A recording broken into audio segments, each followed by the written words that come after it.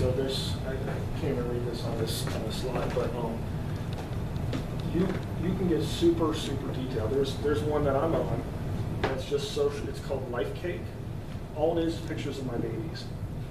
So I have a social network for just baby pictures. And somebody was admonishing me today that I had not put any baby pictures on Facebook, and I don't want to put baby pictures on Facebook because I consider it too public a form. But my mother, only reason my mother wants to go on Facebook is to look at baby pictures. So I have a separate social media account called Life Cake, and I only share with about 15 people. And so the answer to your question is there are social networks for smaller and smaller niche things. So if you wanted to really dive into where your customers are playing, you might start at one of these, but eventually migrate over to this. Yeah. But this is master's level, this is 101. And they're not mutually exclusive.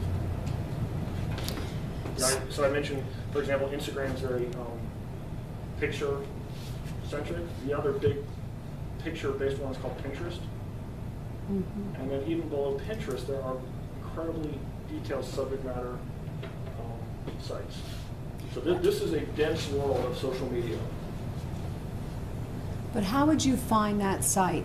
So let's say you're new at this. How would you find a really detailed site? Let's say I wanted to remodel my house. Yeah, I would start probably with Twitter and look at what's trending and figure out, because they're going to post on multiples. Figure out where they're trending, who's playing there. If you wanted to go down that rabbit hole, but that's. Or just Google social media for X industry. You could do that too. Which is totally what I would do because I'm lazy. Yeah. But I wasn't trying to make this any more complicated than it.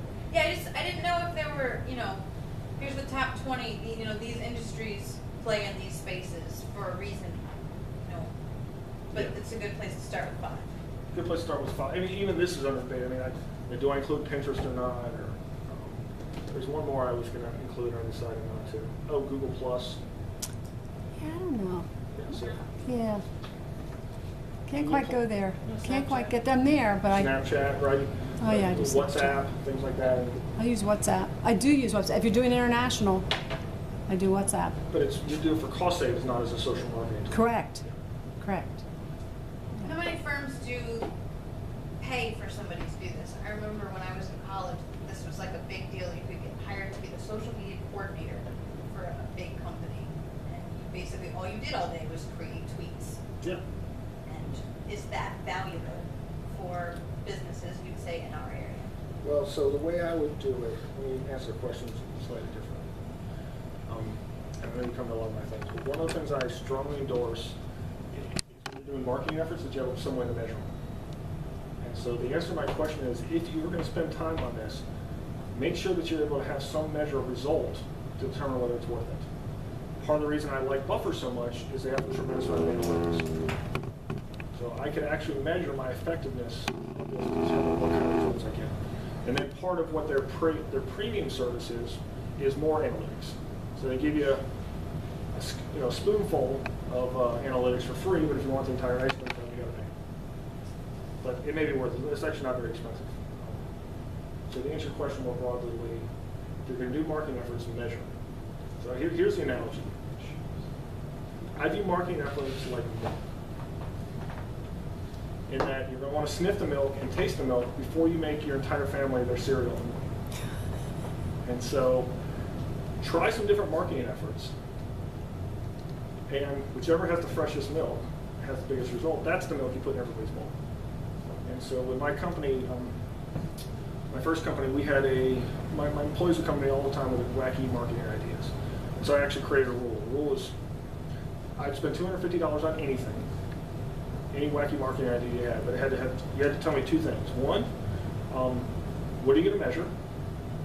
And what does success look like now? You got to tell me, how will we know if we're successfully achieving?